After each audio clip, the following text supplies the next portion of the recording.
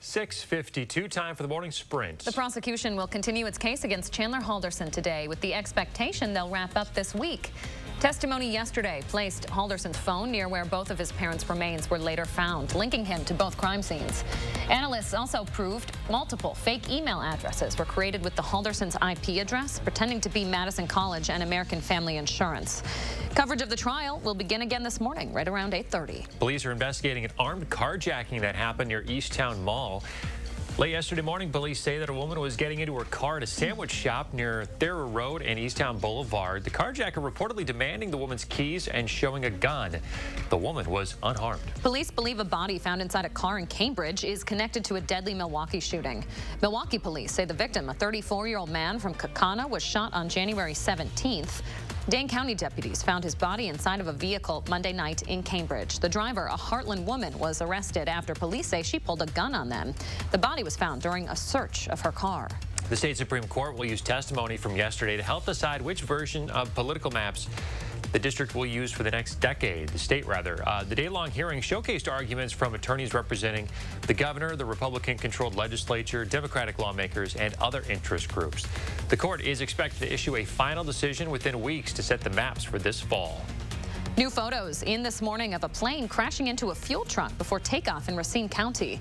It happened at the Sylvania Airport on Tuesday. The pilot was a 79-year-old man from Waterford.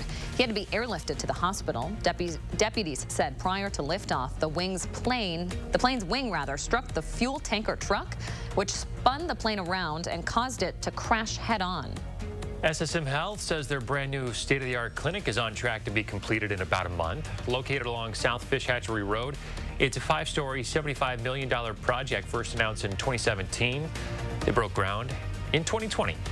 It will include primary care services like pediatrics and family medicine, as well as physical therapy, pharmacy, lab services, and specialty health services. Children under 5 could be eligible for a coronavirus vaccine as soon as next month.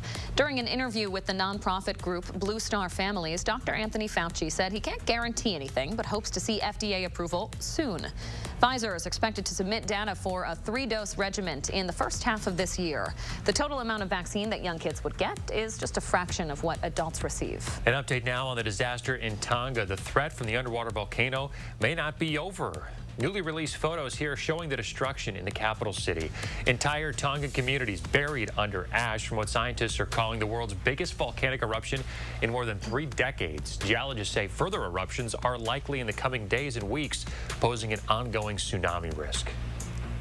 And our main threat outside this morning, it is the brittle cold temperatures outside, 2 below here in Madison. We're looking at 3 degrees in Janesville. That's our warmest spot currently. And then you throw in the wind speeds of only 5 to 10 miles per hour, but really drops our wind chills. For most of us, it feels like it's between around 10 and 20 degrees below zero. And down even in Janesville with our warmest community, 9 degrees below zero is what it feels like. You will need all of the layers this morning. Today is an alert day as well, and even by this afternoon, temperatures rising to those upper single digits and low teens. But with the wind chills, it's still going to feel like it's right around zero or even below.